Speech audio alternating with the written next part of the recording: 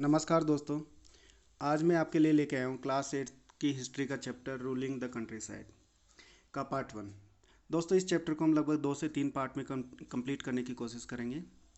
देखिए दोस्तों, यहाँ पर अगर मैं आपको थोड़ा सा बैकग्राउंड में लेकर चलूँ तो हम देखते हैं कि जो ब्रिटिशर्स थे वो लगभग 1600 के आसपास इंडिया में आए और एज ए ट्रेडर वो आए। उन्होंने यहाँ पर आकर अपना व्यापार शुरू किया और व्यापार के थ्रू वो धीरे धीरे उन्होंने अपनी कंपनीज़ यहाँ एस्टेब्लिश की, यानी कि कंपनीज़ यहाँ पर लगाई। ठीक है, फैक्ट्रीज़ बनाई और जो ईस्ट इंडिया कंपनी के नाम से वो आए। अब यहाँ पर हम देखेंगे कि धीरे धीरे वो कैसे एक ट्रेडर से रूलर बन गए। ठीक है, तो यहाँ फिर रूलर बनने के बाद ये कंट्री साइड का मतलब होता है विलेज एरिया या जिसको बोले रूरल एरिया, जो ग्रामीण इलाके हैं वो। तो इस चैप्टर में हम मेनली देखेंगे कि जो कंपनी ने जो ईस्ट इंडिया कंपनी थी उसने ग्रामीण इलाकों को उपनिवेश कैसे बनाया या अपनी कॉलोनी कैसे बनाया, और इसके अलावा उन्होंने इनकम के जो सोर्स थे वो कैसे बढ़ाए। ठीक है, और इस और भी अगर हम देखें तो वो क्या बन गए थे। अब यहाँ तक आते आते 1764 के बाद की अगर हम बात करेंगे तो वहाँ तक आते आते वो लोग क्या बन गए, दे बिकेम रूलर। ठीक है, वो रूलर बन चुके थे ट्रेडर से। तो यहाँ पर अब उनके पास राइट्स थे, वो किसको कितना राइट दे रहे हैं और अपने हिसाब से वहाँ पर क्या कर रहे थे कि क्रॉप्स को ग्रो करवा रहे थे पीजेंट से। ठीक है, किसानों से वो अपनी क्रॉप्स को भी ग्रो करवा रहे थे। तो यहाँ पर हम मेनली जो बात करेंगे वो बात करेंगे कि यहाँ पर उन्होंने अपने इनकम के सोर्सेज को कैसे बढ़ाया और कैसे रेवेन्यू सिस्टम में अपनी पकड़ बनाई। ठीक है, तो अगर मैं बैकग्राउंड में लेके चलूँ तो आपको पता ही है कि जब ब्रिटिशर्स यहाँ पर 1600 के आसपास आए तो उसके बाद यहाँ पर वो ट्रेड करते रहे। लेकिन 1757 के आसपास जो एक बहुत बड़ा इंसिडेंट होता है जिसको हम लोग जानते हैं बैटल ऑफ प्लासी की भी प्लासी का। ठीक है, बैटल ऑफ प्लासी। प्लासी का जो वॉर था या प्लासी का जो युद्ध था उसके थ्रू मतलब ब्रिटिशर्स ने क्या किया, बंगाल बंगाल में जब सिराजुद्दौला हुआ करते थे वहाँ के नवाब, तो वहाँ पर उन्होंने वहाँ पर आक्रमण किया और उसको जीत लिया। फिर वहाँ पर वो धीरे धीरे उन्होंने क्या किया, वो रूलर बन गए, यानी कि वो किंग मेकर बन गए। उन्होंने जब चाहा अपनी मर्जी से राजाओं को चेंज करना शुरू कर दिया। तो 1757 में जब सिराजुद्दौला और ब्रिटिशर्स के बाद हुआ तो उसके बाद उन्होंने बिठाया मीर कासिम को। ठीक है, मीर कासिम भी जब उनकी नीतियों से खुश नहीं हुआ तो 1764 में एक और वॉर हुआ जिसको हम जानते हैं बैटल ऑफ बक्सर के नाम से। ठीक है, माना जाता है कि ये जो वॉर है इसने पूरी ब्रिटिश ईस्ट इंडिया कंपनी की काया पलट कर दी। अब यहाँ से ये जो ब्रिटिशर्स थे यहाँ से वो रूलर बन चुके थे बजाय ट्रेडर के। ट्रेडर तो वो थे ही, ट्रेडिंग तो अभी भी कर रहे थे, लेकिन अब वो ट्रेडिंग के साथ साथ क्या करने लगे, रूलर भी बन गए। अब वो राजाओं मतलब किंग मेकर बन गए यहाँ पर। तो यहाँ पर अगर हम देखें तो 1764 का जो बक्सर का युद्ध था या बैटल ऑफ बक्सर था वो काफ़ी इंपॉर्टेंट बन जाता है इंडियन हिस्ट्री की उसमें। अब जो बक्सर बैटल ऑफ बक्सर था वो किसके बीच में लड़ा गया, तो जो आपको पता ही होना चाहिए कि ये ब्रिटिशर्स के बीच में, और इधर आपके थे बंगाल के नवाब जो मीर कासिम था वो था। ठीक है, और अवध के नवाब सुजाउद्दौला थे। और वहाँ पर अगर हम देखें मुग़ल जो एम्परर थे वो कौन थे आपके, शाह आलम द्वितीय। तो जब बैटल ऑफ बक्सर में इन तीनों की हार हो जाती है उसके बाद यहाँ पर अलग अलग इनके साथ अलग अलग ट्रीटी की जाती है और ट्रीटी के माध्यम से यहाँ पर कुछ राइट्स यहाँ पर जो ब्रिटिशर्स को दिए जाते हैं। उन राइट्स के बाद क्या इम्पैक्ट होता है उन चीज़ों के बारे में हम इस चैप्टर में पढ़ने जा रहे हैं। तो आइए शुरू करते हैं। इस चैप्टर में हम क्या क्या टॉपिक कवर करेंगे वो पहले वो देख लेते हैं। तो यहाँ पर क्या हो रहा है कि जो ब्रिटिशर्स को दीवानी राइट के बारे में हम पढ़ेंगे कि कैसे उनको दीवानी और फाइनेंशियल पावर मिलती है। Okay, grant of Deewani and financial power. उसके बाद हम बात करेंगे उनकी जो रेवेन्यू ग्रोथ है, उन्होंने रेवेन्यू ग्रोथ को मतलब रेवेन्यू की जो ग्रोथ के लिए उन्होंने क्या क्या काम किया उसके बारे में पढ़ेंगे। फिर हम बात करेंगे growth of problems for common people. ये जो काम कर रहे थे ब्रिटिशर्स अपनी रेवेन्यू को बढ़ाने के लिए, उनकी वजह से क्या क्या वहाँ पर प्रॉब्लम्स क्रिएट हुई उसके बारे में बात करेंगे। फिर उसके बारे में फिर यहाँ पर कुछ सिस्टम्स लाए गए, यानी कि जब उनको लगा कि रेवेन्यू कलेक्शन करने के लिए हमें खुद इन्वॉल्व नहीं होना चाहिए, किसी और के थ्रू वो वहाँ पर क्या कर रहे थे, रेवेन्यू कलेक्ट करवाना चाह रहे थे ताकि उनको ज़्यादा से ज़्यादा रेवेन्यू मिले। तो यहाँ पर कुछ सेटलमेंट्स वो लेके आए जिनके बारे में हम बात करेंगे, जैसे कि परमानेंट सेटलमेंट, ओके, फिर उन परमानेंट जो सेटलमेंट थे उनके प्रॉब्लम्स के बारे में बात करेंगे, फिर हम बात करेंगे महलवाड़ी सेटलमेंट के बारे में, फिर बात करेंगे हम द मुनरो सिस्टम या जिसको हम बोलते हैं रेयतवाड़ी सिस्टम, ठीक है, रेयतवाड़ी सिस्टम के बारे में बात करेंगे। और फिर लास्ट में हम बात करेंगे problem of excessive revenue demand की, ज़्यादा ये जो डिमांड बढ़ती जा रही थी ब्रिटिशर्स की, उनकी वजह से क्या प्रॉब्लम यहाँ पर क्रिएट हो रही थी। ठीक है, तो आइए शुरू करते हैं। तो देखिए, grant of Deewani rights, Deewani and financial power. अगर हम बात करें, देखिए दोस्तों, यहाँ पर दो टाइप के राइट्स होते हैं, एक होता है दीवानी राइट्स और एक होता है फौजदारी। ठीक है, तो दीवानी किससे रिलेटेड होती है? दीवानी जो आपके रेवेन्यू सिस्टम से जितनी भी चीज़ें होती है, चाहे वो एग्रीकल्चर लैंड से हम जो इनकम कर रहे हैं वो उस पर जो रेवेन्यू लगाया जाता है वो सारे राइट्स होते हैं दीवानी राइट्स। मतलब अब ये क्या कर सकते थे, they could collect the taxes, वो टैक्सेस कलेक्ट कर सकते थे पीजेंट से। ठीक है, तो यहाँ पर दीवानी राइट्स इनको ब्रिटिशर्स को यहाँ पर मिल जाते हैं आफ्टर द 1764 का जो बैटल ऑफ बक्सर था उसके बाद। और एक मैंने अभी जो बताया वो होता है फौजदारी, यानी कि जिसमें क्रिमिनल मैटर्स से रिलेटेड होता है। जो फौजदारी मैटर्स होते हैं या जिसमें क्रिमिनल मैटर्स होते हैं जितने भी, वो फौजदारी होते हैं। ओके, तो आपने कई बार सुना होगा कि जो कोर्ट है फौजदारी कोर्ट है, तो दीवानी कोर्ट में वो मामले सुने जाते हैं जो रेवेन्यू से रिलेटेड हो या सीधी सी बोले कि संपत्ति से या प्रॉपर्टी से रिलेटेड हो। और जो फौजदारी होते हैं उनमें जो होता है वो होता है क्रिमिनल जो मैटर्स होते हैं उनके बारे में वहाँ पर केसेस सुने जाते हैं। ठीक है, तो अगर हम बात करें, the East India Company was made the Diwan Bengal of 12 August 1765। यहाँ पर अगर हम देखें तो जो यहाँ पर एक फ़ोटो दी हुई है या पिक्चर दी हुई है, इसमें दिखाया गया है कि जो मुग़ल एम्पायर था शाह आलम द्वितीय, उसके द्वारा यहाँ पर क्या मिल रहा है, दीवानी राइट्स दिए जा रहे हैं किसको? कंपनी को। ओके, 12 अगस्त 1765 जब बैटल ऑफ बक्सर हुआ था, उसके बाद जब ट्रीटी की गई तो ट्रीटी के थ्रू इनको ये राइट्स दिए गए Diwani. Mughal empire Shah Alam second thus the company became the chief financial administrator of the territory of Bengal, जिसकी वजह से क्या हुआ कि ये जो ट्रीटी हुई थी 12 अगस्त 1765 में, इसके थ्रू अब यहाँ पर क्या हो गया कि चीफ फाइनेंशियल एडमिनिस्ट्रेटर बन चुके थे ब्रिटिशर्स बंगाल टेरिटरी के। तो ये देखिए कितनी बड़ी बात हो गई कि अब तक जो ट्रेड कर रहे थे उसके साथ साथ इन्होंने क्या शुरू कर दिया, अब वहाँ पर जो एडमिनिस्ट्रेशन उनके हाथ में ले लिया उन लोगों ने। The company officials understood one important aspect of expanding their base in India। अब ये वो चाह रहे थे कि इंडिया में अगर हमें बेस बनाना है तो हमें क्या करना है कि सबसे पहले हमें क्या लेना पड़ेगी, राइट्स लेने पड़ेंगे। Okay, they understood the importance of those who had ruled the countryside in the past and had enjoyed authority and prestige। The company wanted to be careful not to annoy those people. अब यहाँ पर ये सीधी सी यहाँ पर ये क्या चाह रहे थे कि जो इन लोगों को पता था कि जो रूलिंग कंट्री साइड जो रूल करते थे, ठीक है, समय के साथ कंपनी को ये समझ में आने लगा था या उसे सावधानी के साथ आगे मतलब उसे ये पता था कि हमें केयरफुली आगे बढ़ना होगा। क्यों? क्योंकि जो बाहरी ताकत होने की वजह से उन पर क्या होगा, उन लोगों को भी शांत रखना होगा जो गांव देहात में या जो कंट्री साइड में पहले से शासन चला रहे थे या चला चुके थे। क्यों? क्योंकि जिनके पास अभी भी काफ़ी ताकत और सम्मान बचा हुआ है। ओके, अब ऐसे लोगों को अगर वो नाराज़ करेंगे तो इससे क्या होगा कि कंपनी को कहीं ना कहीं नुकसान होगा। तो ऐसे जो स्थानीय लोग थे जो सत्ता में रह चुके थे उनको कंट्रोल करना जरूरी था, लेकिन उनको ख़त्म नहीं किया जा सकता था। ये कंट्री जो ब्रिटिशर्स को आसानी से समझ में आ रहा था, तो उन्होंने क्या किया कि उनको कुछ पावर्स देके यहाँ पर रखा ताकि कि वो उनका अपोज ना कर सके।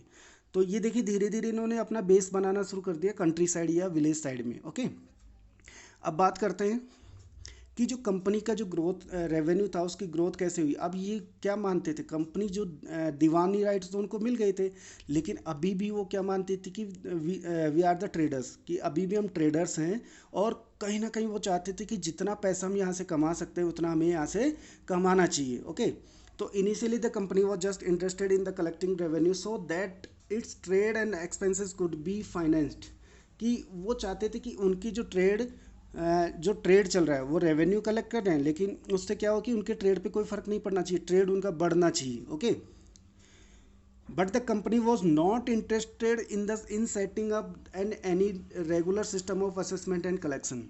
लेकिन ये क्या कंपनी यहाँ पर क्या कर रही थी, एक तो वो क्या चाहती थी कि कंपनी जो बहुत भारी भरकम टैक्स लगाना चाहती थी, लेकिन उसके आकलन यानी कि उसके जो असेसमेंट के लिए और उसके कलेक्शन के लिए यहाँ पर कोई रेगुलर सिस्टम यहाँ पर नहीं बना पा रही थी। क्यों? क्योंकि उनको डर था कि कहीं जो कंट्री साइड के लोग हैं वो हमसे नाराज़ ना हो जाए और अपोज ना कर दें। ठीक है। अब कंपनी की जो कोशिश थी यही कि वो ज़्यादा से ज़्यादा रेवेन्यू हासिल मतलब रेवेन्यू कलेक्ट करे और कम से कम कीमत पर जो फाइन जो सूती सिल्क और कॉटन, ठीक है, फाइन सिल्क और कॉटन जो है उसको और उसको खरीदे। ठीक है, उसको खरीदे और उसको खरीद कर कहाँ बेचते थे? रॉ मटेरियल खरीदते थे यहाँ से। अब यहाँ पर जैसे जैसे रॉ मटेरियल वो खरीद रहे हैं तो यहाँ की जो ट्रेडर्स थे या यहाँ की जो बेचारे वर्कर्स थे या जिनको बोले आर्टिसंस थे, ये ठीक है, और भी बहुत सारे लोग थे, ठीक है, वीवर्स थे, उनके लिए वो क्या हो रहा था, रॉ मटेरियल काफ़ी महंगा हो जा रहा था क्योंकि कंपनी भी उसे खरीद रही थी। अब कंपनी यहाँ से खरीद कर कहाँ भेज रही थी उसको?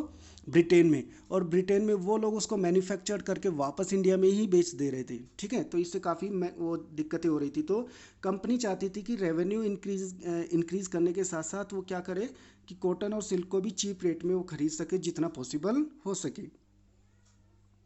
अगर हम बात करें विद इन 5 ईयर ठीक है, कि 5 साल के भीतर ही कंपनी के जो बंगाल में कंपनी द्वारा खरीदी जानी जो चीज़ें थी उनका मूल्य लगभग डबल हो चुका था। वैल्यू जो क्या हो गई थी?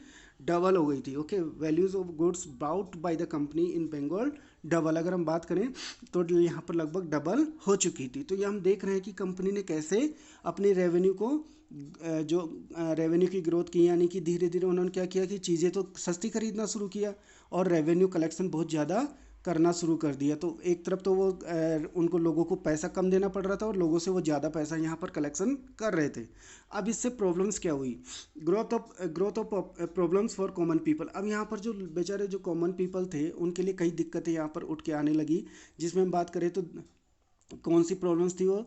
तो the Bengal economy was facing deep crisis. अगर हम बात करें तो सबसे बड़ी बात ये हो गई कि जो बंगाल की जो इकोनॉमी थी वो काफ़ी डीप मतलब क्राइसिस में चली गई, उसमें काफ़ी दिक्कतें होने लगी। ओके, यानी कि अब वो डेवलपमेंट नहीं हो पा रहा था। Okay, artisans were being force to sell their goods to the company at low prices. अभी मैंने बात की कि आर्टिसंस वगैरह को क्या कर रहे थे, ये वहाँ पर कंपनी ने फोर्स किया कि उनके जो प्रोडक्ट्स हैं, उनकी जो मैन्युफैक्चर्ड गुड्स हैं जो वो बना रहे हैं, ठीक है, आर्टिसंस वगैरह जो भी है वो कंपनी को ही माल बेचेंगे, कंपनी को ही अपना सामान बेचेंगे, अपनी गुड्स बेचेंगे, और वो भी किस रेट में, जिस जो रेट कंपनी डिसाइड करेगी।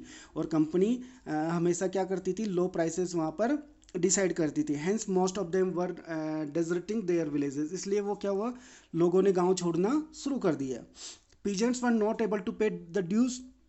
ठीक है, और बेचारे जो पीजेंट्स थे वो भी इतने एबल नहीं थे कि वो टैक्स पे कर पाए। Okay, they were not able to pay any taxes. Production by artisans declined and farm production also decline. इसलिए क्या हुआ कि जो आर्टिसंस और जो पीजेंट्स थे उन्होंने क्या करना शुरू कर दिया? प्रोडक्शन करना ही कम कर दिया था, डिक्लाइन हो गया। In 1770 the terrible famine hit Bengal. और इसके साथ साथ वही बात है ना, कंगाली में आटा गीला वाली बात होती है कि इसी के साथ साथ क्या हो रहा था कि 1770 में एक बहुत बड़ा फेमाइन भी आया, यानी कि बहुत बड़ा अकाल हुआ, जिसके कारण क्या हुआ? It kill 10 million people in Bengal, जिसकी वजह से लगभग 10 मिलियन जो पीपल थे वो मारे गए थे। कहाँ पर? बंगाल में। ठीक है, तो ये काफ़ी दिक्कतें लोगों को फेस करनी पड़ी थी due to high revenue collection of, ठीक है। अब यहाँ पर हम बात करते हैं कि जो अगर हम बात करें तो अब इसके लिए क्या कर रहे थे कि जो प्रॉब्लम्स यहाँ पर आ रही थी उसकी वजह से क्या हो रहा था कि जो खेती में सुधार की बात थी या एग्रीकल्चर में कुछ रिफॉर्म्स करने की ज़रूरत थी। अगर हम बात करें कि जो इकोनॉमिक जो क्राइसिस आया था, अगर जो इकोनॉमिक जो संकट था उसमें कंपनी अपनी राजस्व आय के बारे में आश्वस्त रह सकती थी, तो कैसे रहे? ठीक है, इसके बारे में कंपनी ने कुछ बात करने मतलब रिफॉर्म्स करने की कोशिश की। तो कंपनी के जो ज़्यादातर अफसरों को ये लगने लगा कि ज़मीन में निवेश करना और खेती में सुधार लाना जरूरी है। सबसे पहली बात की अब हमें क्या करना चाहिए? हमें एग्रीकल्चर जो रिफॉर्म्स है, एग्रीकल्चर को डेवलपमेंट करने के लिए हमें क्या करना होगा? कुछ रिफॉर्म्स यहाँ पर करने होंगे, कुछ सुधार लाने होंगे। तो ये काम किस तरह किया जाए भाई? सबसे बड़ी प्रॉब्लम ये थी कि किया किस तरीके से जाए। तो इन्होंने क्या किया, जो रेवेन्यू सिस्टम था, ठीक है, इस रेवेन्यू सिस्टम को यहाँ पर लगभग कितने साल लगे, लगभग 20 साल के बाद बातें चलती रही कि कैसे सुधार किया जाए, कैसे कि सुधार किया जाए।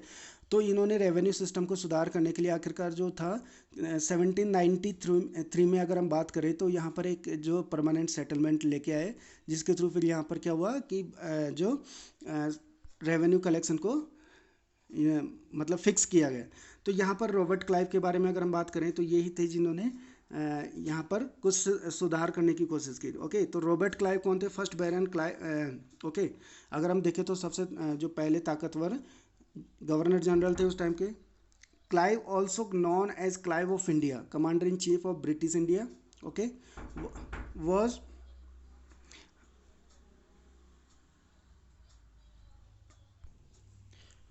हाँ सॉरी, शायद मैंने इनको जो रिफॉर्मर बता दिया, ऐसा नहीं है। इनकी वजह से क्या होता है कि जो मॉडर्न हिस्टोरियंस का मानना है, इनको क्रिटिसाइज करते हैं कि क्रिटिसाइज फॉर एट्रोसिटीज़, ठीक है, criticise him for atrocities and plaguing to of treasures with which occurred. ठीक है, इनको माना जाता है कि इनकी वजह से जो बहुत सारे जो इन्होंने जो हाई टैक्सेशन यहाँ पर लगाई या हाई रेवेन्यू जो टैक्सेशन थे, उनकी वजह से क्या हुआ कि यहाँ बंगाल में जो जितनी भी दिक्कतें हुई थी वो माना जाता है कि उनका कहीं ना कहीं इन्होंने मिलिट्री सेटअप किया है आर्मी का, और इसकी वजह से यहाँ पर बहुत सारी प्रॉब्लम्स यहाँ पर देखने को मिली। अब बात करते हैं हम लोग परमानेंट सेटलमेंट। जो जब परमानेंट सेटलमेंट लाए गए तो ये 1793 में लेके आए गए, ठीक है। और ये किसके टाइम में लाए गए? तो इस टाइम जो यहाँ के जो गवर्नर जनरल थे वो थे चार्ल्स कॉर्नवालिस, ठीक है। कॉर्नवालिस जो थे उस टाइम इस टाइम भारत के गवर्नर जनरल हुआ करते थे। तो अब हम बात करते हैं कि ये जो परमानेंट सेटलमेंट था वो क्या था। The company had to take some steps to improve agriculture by improving investment in land, ठीक है। कंपनी को लगने लगा कि बिना एग्रीकल्चर को इम्प्रूव किए गए, बिना लैंड में इन्वेस्ट किए हम लोग रेवेन्यू ज़्यादा कलेक्ट नहीं कर सकते। तो उन्हें नीड महसूस हुई, या जिसकी बात करें कि उन्हें लगने लगा कि हमें कुछ ना कुछ करना पड़ेगा जिसकी वजह से क्या हो कि हमें टैक्स ज़्यादा कलेक्ट कर सके और एग्रीकल्चर को डेवलप कर सके, इम्प्रूव कर सके। Okay, the permanent settlement was introduce इन 1793। ये कई बार एग्जाम में पूछा जाता है, ना केवल आपकी 8th क्लास के एग्जाम बल्कि और भी कई एग्जाम्स है कॉम्पिटिटिव एग्जाम जिनमें कई बार ये पूछ लिया जाता है।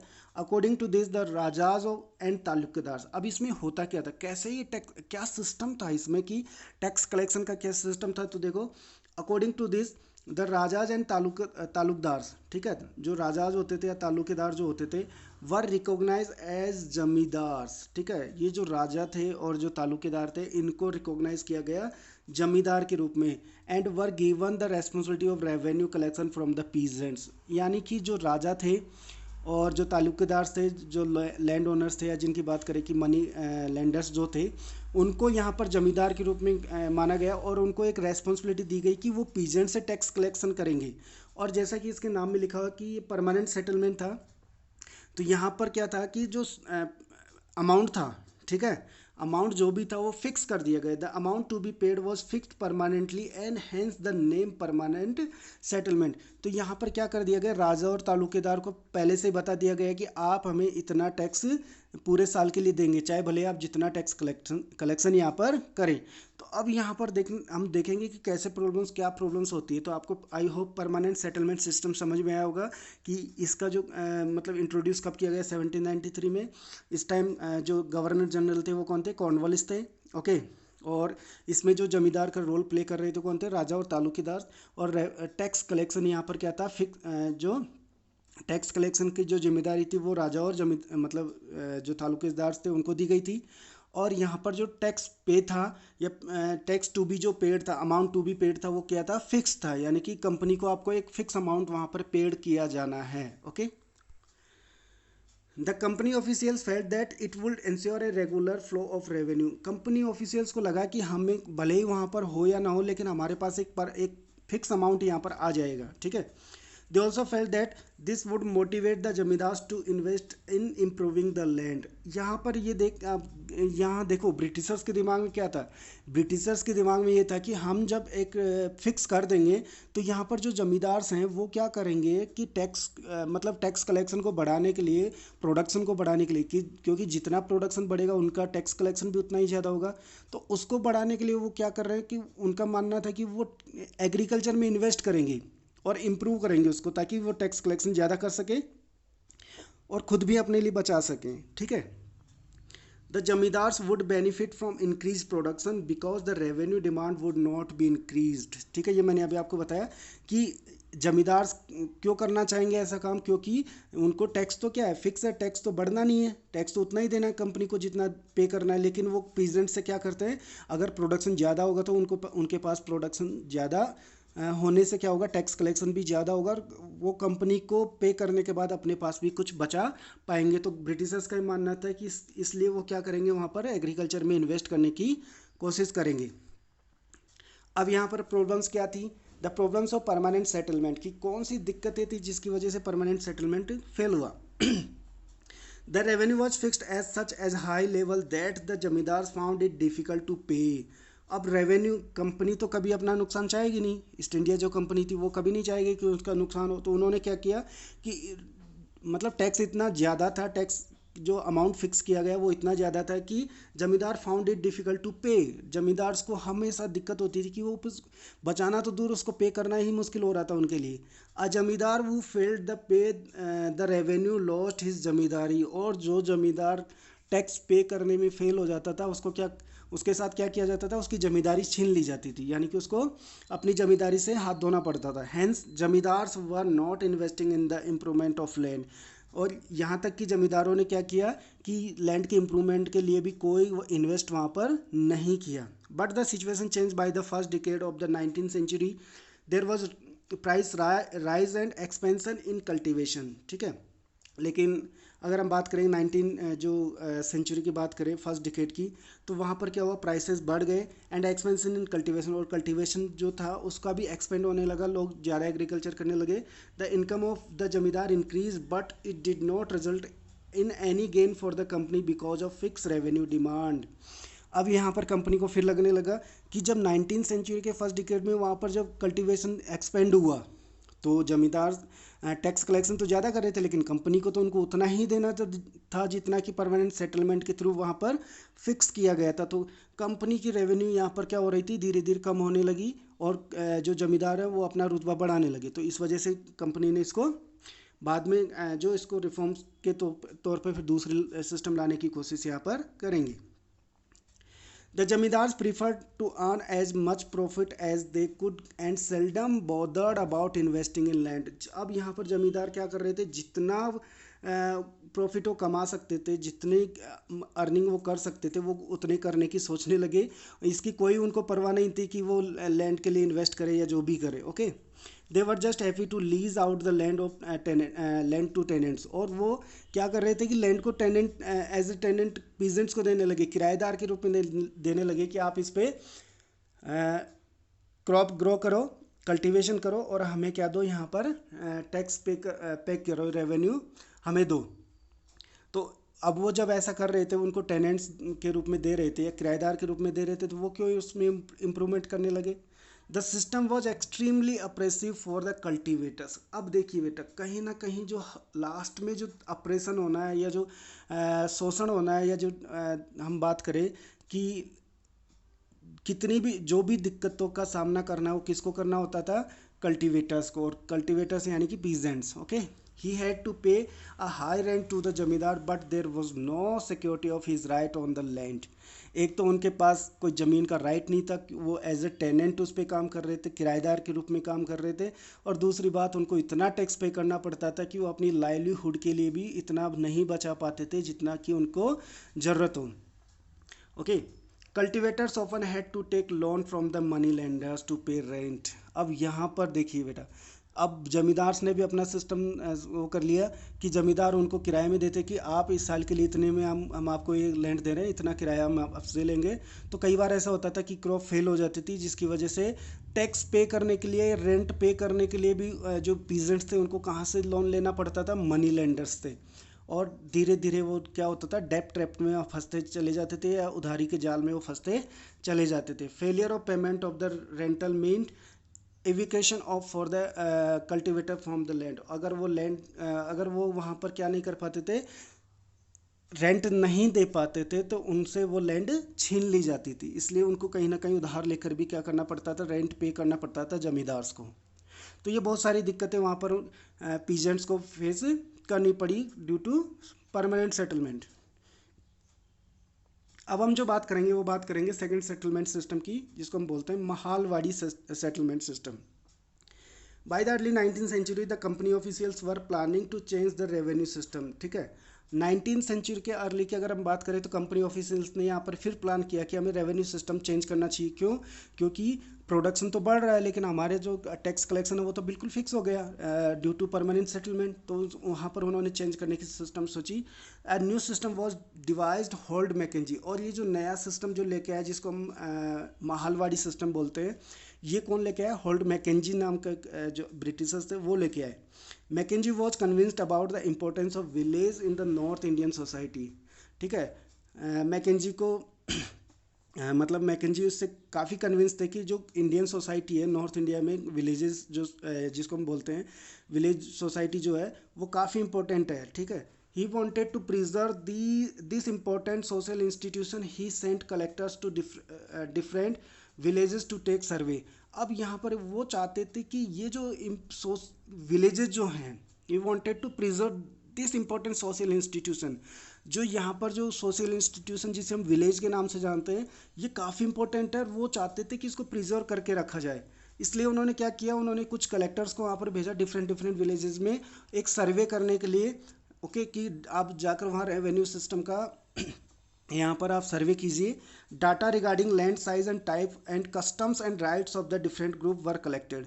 जिसमें क्या करना है आपको, लैंड साइड जो ये कलेक्टर्स गए उनको डाटा इकट्ठे करने थे लैंड साइज़ के बारे में, टाइप के बारे में कि कैसी बैरन है या फर्टाइल लैंड है, कस्टम्स के बारे में और राइट्स के बारे में। ठीक है, the revenue estimation was done for each village. और यहाँ पर पूरे विलेज के लिए, ठीक है, यहाँ पर जो रेवेन्यू जो सेटल किया गया या रेवेन्यू जो फिक्स किया गया वो किस आधार पर किया गया, पूरे विलेज के लिए। ठीक है, the village was known as mahal and hence this system was known as the Mahalwari system. ये विलेज को किस नाम से जाना जाता था? महाल के नाम से जाना जाता था। और ये जो सिस्टम था, पूरा जो सिस्टम था, उसको महालवाड़ी सिस्टम के नाम से जाना गया। क्यों? क्योंकि ये पूरा एक गांव के लिए, एक जो विलेज होता था वहाँ पर पूरे विलेज को फिक्स किया गया। और वो जो विलेज का जो मुखिया होता था, हेड जो होता था, उसको वहाँ पर रेस्पॉन्सिबिलिटी दी गई कि वो क्या करेगा, हेडमैन जो होता था वो पूरा रेवेन्यू कलेक्ट करेगा और ब्रिटिशर्स को वहाँ पर देगा। ठीक है, it was also decided to revise the revenue demand periodically. और यहाँ पर देखिए, जो गलती पिछली बार की थी, यहाँ पर वो नहीं करना चाह रहे थे कि जो रेवेन्यू जो सिस्टम है उसको परमानेंट किया जाए। वो चाहते थे कि इसको पीरियोडिकली चेंज भी किया जा सकता है। अगर यहाँ पर प्रोडक्शन बढ़ता है तो वो उसको चेंज करेंगे। Okay, the village headman was given the responsibility of revenue collection. और जो विलेज हेडमैन था उसको क्या दी गई, यहाँ पर रेस्पॉन्सिबिलिटी दी गई कि आप यहाँ पर क्या करेंगे, रेवेन्यू कलेक्ट करेंगे और ब्रिटिशर्स तक पहुँचाएंगे, कंपनी को वो जो पहुँचाएंगे। तो ये सेकंड सिस्टम था ब्रिटिशर्स का, जिसको हम जानते हैं महालवाड़ी सिस्टम। ये कहाँ पर यूज़ किया गया? नॉर्थ इंडिया में। ओके, अब बात करते हैं तीसरे सिस्टम की, जिसको हम मुनरो सिस्टम या जिसको बोलते हैं रैयतवाड़ी सिस्टम भी बोलते हैं। ठीक है, मुनरो सिस्टम इसलिए क्योंकि इनको जो लेके आए थे वो थे Munro. Okay, it was the first tried on a small scale by Captain Alexander. ठीक है, रीड जो अलेक्जेंडर रेड थे वो सबसे पहले इसको कोशिश की थी कि रैयतवाड़ी सिस्टम को लागू किया जाए। He tried it in some of those areas which were taken over after the defeat of Tipu Sultan. जब टीपू सुल्तान यहाँ पर को डिफीट हो गए थे, हार गए थे, उसके बाद वहाँ पर कुछ जो विलेजेस थे वहाँ पर इनको इस सिस्टम को वहाँ पर अडोप्ट मतलब कोशिश की थी लागू करने की। अलेक्जेंडर ने। This system was subsequently developed by the Thomas Munro, और बाद में इसको जो डेवलप किया गया वो किसके द्वारा किया गया, थॉमस मुनरो के लिए, सॉरी थॉमस मुनरो द्वारा किया गया, इसलिए इसको जाना जाता है थॉमस मुनरो सिस्टम भी के नाम से भी जाना जाता है, या द मुनरो सिस्टम के नाम से भी जाना जाता है। Okay, this system was gradually implemented all over the south India. ये कहाँ पर यूज़, देखो टीपू मतलब मैसूर, ठीक है, और मैसूर मतलब कर्नाटका, तो ये जो सिस्टम इम्प्लीमेंट किया गया वो कहाँ पर किया गया, साउथ इंडिया में। जबकि हमने देखा महालवाड़ी जो सिस्टम यूज इम्प्लीमेंट किया गया तो कहाँ किया गया था, आपका नॉर्थ इंडिया में। और जबकि हम परमानेंट सेटलमेंट की सिस्टम की बात करें तो वो कहाँ पर किया गया था, बंगाल की। ठीक है, तो ये अलग अलग एरियाज हैं, इनको भी आपको याद रखना होता है। There was no traditional zamindars in the south. यहाँ पर साउथ में सबसे बड़ी बात ये थी कि कोई ट्रेडिशनल जमींदार्स वहाँ पर नहीं थे। अब यहाँ पर जो था, hence the settlement had to be directly made with the cultivators, या जिसको हम रेयत बोलते हैं। अब यहाँ पर जो तीसरा सिस्टम देखो, पहले सबसे पहले उन्होंने फिक्स किया, जमींदार्स को दे दिया।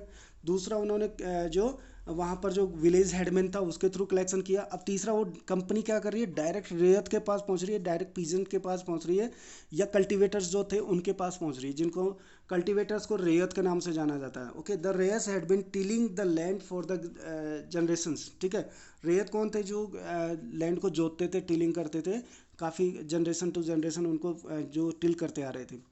There fields were carefully survey to make the revenue assessment. उनकी जो फील्ड्स थे उनको केयरफुली वहाँ पर सर्वे किया गया, और उसके बाद वहाँ पर रेवेन्यू सिस्टम को क्या किया गया, इम्प्लीमेंट किया गया। अगर हम बात तो ये थे थॉमस मुनरो, जिनके बारे में बात करें तो इनके बारे में आप देख सकते हो, इस थोड़ा बहुत इनके बारे में दिया है, इसको पढ़ सकते हो। ओके, अब हम बात करते हैं कि जो ये जो एक्सेसिव जो रेवेन्यू डिमांड थी, ठीक है, इसकी वजह से क्या दिक्कत हुई। Okay, the revenue officials wanted to increase the income from land. अब वो जब भी जो रेवेन्यू ऑफिशियल्स थे, चाहे वो जमींदार्स हों, चाहे वो जो हेडमैन हो, जो भी कलेक्शन कर रहा था, ठीक है, वो क्या चाहते थे कि कैसे भी करके क्या हो, जो टैक्सेस जो है, रेवेन्यू है, वो इनकम है, वो बढ़ जाए। Hence they fixed very high revenue demand. इसलिए वो क्या करते थे कि रेवेन्यू हाई जो था वो काफ़ी हाई रखते थे। Peasants were not able to pay the revenue. कई बार मतलब मोस्टली ऐसा होता था कि पीजेंट्स अब कभी भी पूरा टैक्स पे करने में एबल नहीं होते थे, इतना प्रोडक्शन उनके पास नहीं हो पाता था कि वो करे टैक्स पे कर पाए। इसलिए वो क्या करते थे, वो हमेशा मनी लेंडर से यहाँ पर जो लोन लिया करते थे। Okay, the rares field and the country side and villages became deserted in many reasons. और इसके अलावा क्या हुआ कि जो कुछ जो फील्ड्स थे वो भी डेजर्ट के रूप में कन्वर्ट होने लगे, यानी कि अनउपजाऊ हो गए। तो इसकी वजह से काफ़ी दिक्कतें होने लगी। क्यों? क्योंकि बार बार अगर किसी पे फसल ग्रो की जा रही है, बार बार अगर उसको गैप नहीं दिया जा रहा है, तो वो जो फर्टिलिटी ऑफ लैंड है, या जो लैंड फर्टाइल थी अब तक, वो बैरन लैंड में कन्वर्ट होती जा रही थी। तो ये काफ़ी सारी चीज़ें थी जो हमने देखी। तो हमने यहाँ पर इस वीडियो के दौरान जो हमने बात की वो 3 सिस्टम की बात की, लैंड सिस्टम की बात की, जिसमें हमने परमानेंट सेटलमेंट सिस्टम की बात की, जिसमें हमने महालवाड़ी सिस्टम के बारे में बात की, और लास्ट में हमने रेयतवाड़ी सिस्टम के बारे में बात की। तो इस वीडियो के दौरान हम इतनी ही बात करेंगे। आगे आने वाली वीडियो में और भी बात करेंगे, जिसमें बात करेंगे कि कैसे ब्रिटिशर्स ने और भी तरीके से रेवेन्यू कलेक्शन करना शुरू किया, और कैसे इंडिया जो पीजेंट्स हैं उनका शोषण यहाँ पर करना मतलब किया। तो थैंक यू वेरी मच।